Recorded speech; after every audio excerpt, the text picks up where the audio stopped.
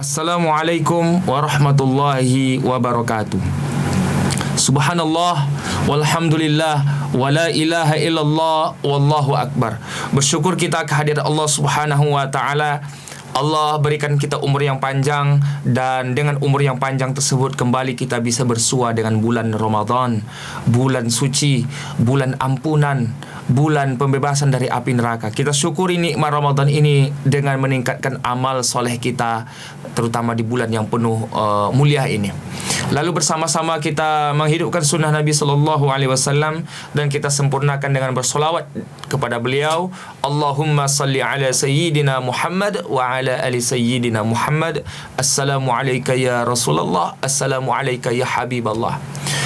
Saudaraku yang dirahmati Allah Subhanahu wa taala dimanapun Anda berada, pada kesempatan yang berbahagia ini saya akan mengupas tentang bagaimana kita beramal soleh di bulan Ramadan ini, beribadah di bulan Ramadan ini dengan bekal ilmu. Nah, ilmu adalah syarat penting agar ibadah kita menjadi terbaik di sisi Allah Subhanahu wa taala. Ibadah tanpa ilmu adalah sesuatu yang kurang berlebih, kurang indah di sisi Allah Subhanahu wa taala. Banyak orang beribadah, beramal soleh, tapi dia tidak tahu dasarnya, landasannya. Maka orang yang beramal tanpa ilmu tadi, beribadah tanpa ilmu, dia akan lebih mudah terjatuh pada berbagai penyimpangan. Atau dalam arti kata, dia bisa hulu, berlebih-lebihan dalam beribadah, beragama. Saudaraku yang berbahagia dimanapun Anda berada, maka Allah Subhanahu wa ta'ala dalam surah Az-Zariyat ayat 56 sudah mengingatkan kepada kita, wa ma khalaqatul jinna wal insa illa liya'budun. Dan aku tidak ciptakan jin dan manusia kecuali untuk beribadah. Jadi tujuan kita ke dunia ini ya untuk ibadah. Tidak ada tujuan lain kecuali ibadah. Tapi agar ibadah ini lebih bagus di sisi Allah, lebih sempurna, maka harus kita lengkapi ibadah kita ini dengan ilmu. Jadi Ramadan ini kita jadikan momentum yang pas untuk kembali mempelajari ilmu agama. Di dalam surah At-Taubah ayat 122, Allah Subhanahu wa taala berbicara tentang pentingnya ilmu, terutama ilmu agama. Ya, karena dengan ilmu ini kita bisa lebih bagus, lebih mantap dalam beribadah atau beramal soleh. Apa kata Allah? Wa ma kana al-mu'minuna liyanfiru kaffah falawla nafara min kulli firqatin minhum ta'ifatun liyatafaqahu fid din wal yunziru qaumahum idza raja'u ilaihim la'allahum yahdharun. Apa kata Allah Subhanahu wa taala? Tidak sepatutnya orang-orang beriman seluruhnya pergi ke medan perang, pergi berjihad, jihad qital, melakukan pertempuran dengan musuh-musuh Allah. Mengapa tidak ada sekelompok orang, segolongan orang dari kaum beriman tersebut yang mengkhususkan diri pergi untuk menuntut ilmu, belajar ilmu agama? Tujuannya apa? Wal yunziru qaumahum idza raja'u ilaihim, agar nanti setelah dia belajar ilmu agama, dia berilmu jadi orang yang alim. Dengan ilmunya itu dia bisa memberikan pencerahan, bisa mengajarkan, bisa memberikan tarbiyah ke tengah masyarakatnya nanti, agar masyarakat tersebut dengan ilmu yang diberikan oleh orang-orang alim ini bisa menjaga dirinya dari hal-hal yang dilarang oleh agama. Maka para ulama menyebutkan menuntut ilmu agama itu hukumnya fardu ain, wajib bagi setiap diri.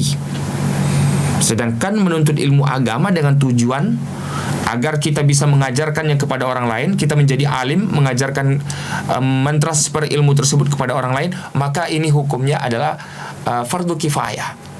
Jadi menjadi ulama itu, menjadi muballigh, menjadi da'i, penyeru agama, pekerja agama, itu adalah fardu kifayah, kewajiban yang harus dilakukan oleh sebagian orang-orang beriman.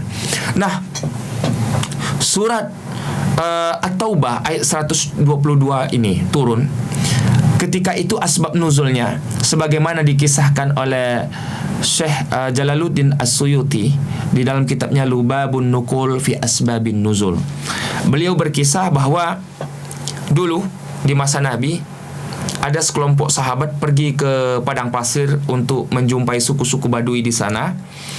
Lalu sekelompok sahabat ini berdakwah, mengajarkan agama kepada orang-orang Badui yang ada di padang pasir.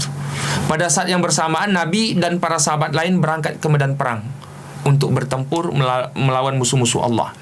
Nah, ketika itu orang-orang munafik di Madinah menjelek-jelekkan sahabat yang pergi berdakwah ke padang pasir ini.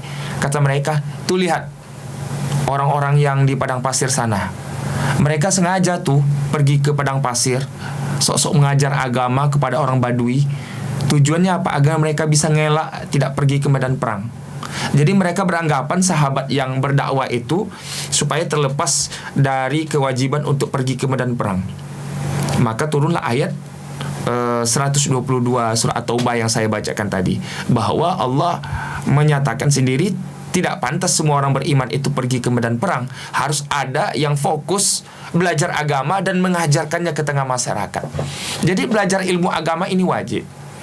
Karena itu saya menghimbau kepada kita bersama, ya, kaum muslimin dan muslimat dimanapun berada, di bulan Ramadan yang penuh kemuliaan ini, ayo kita prioritaskan waktu kita untuk kembali belajar ilmu agama. Karena akan lebih bagus kita dalam beramal itu kalau kita tahu dalilnya, tahu referensi kitabnya, ya. Luangkan waktu kita untuk belajar. Dalami lagi akidah kita agar tauhid kita mantap. Kita terhindar dari perbuatan syirik dan sebagainya. Pelajari lagi ilmu-ilmu fikih ibadah, ya, terutama tentang ibadah puasa, ya, ibadah salat, zakat dan sebagainya. Lalu kita pelajari juga fikih muamalah seperti fikih munakahat, fikih tentang ekonomi, tentang siasah, politik dan sebagainya. Ya, jadi kita pelajari semuanya, ya. Tujuannya apa? Agar kita lebih mantap dalam beragama. Saudaraku yang berbahagia, yang dirahmati Allah Subhanahu wa taala. Jadi saya menghimbau kepada kita, ayo kita luangkan waktu kita untuk kembali mengkaji agama ini. Ya, kita kaji Al-Quran, kita kaji Sunnah, kita kaji perkataan para sahabat, kitab-kitab ulama kita terdahulu. Ya, banyak kitab-kitab turas, kitab-kitab kuning. Kita kembali mengkaji kitab-kitab itu agar kita lebih mantap dalam beramal soleh, lebih bagus dalam beribadah. Ada satu ungkapan Arab mengatakan, al-alim khairum min alfi abid. Orang yang berilmu, seorang yang alim, itu lebih baik dari 1000 ahli ibadah. Ahli ibadah itu mulia karena menghabiskan waktunya untuk mengabdikan diri pada Allah. Tapi dalam ungkapan itu dikatakan al-alim, seorang alim, seorang yang berilmu, khairun, lebih baik min alfi abid, dari 1000 ahli ibadah. Kenapa? Dengan keilmuannya, dengan kealimannya, seorang bisa menjaga diri dari kesalahan dalam beribadah. Jadi muslimin dan muslimat yang dirahmati Allah, saudaraku dimanapun Anda berada, saya mengajak kepada kita, ayo kembali kita mengkaji agama kita. Karena agama ini adalah anugerah Allah kepada kita, agar kita lebih bagus dalam beramal. Dalami terus agama, pelajari terus agama kita, dan mudah-mudahan Allah ridho kepada kita, barokah hidup kita di dunia, dan selamat kita di akhirat nanti. Syukran jazakumullah khairan. Assalamualaikum warahmatullahi wabarakatuh.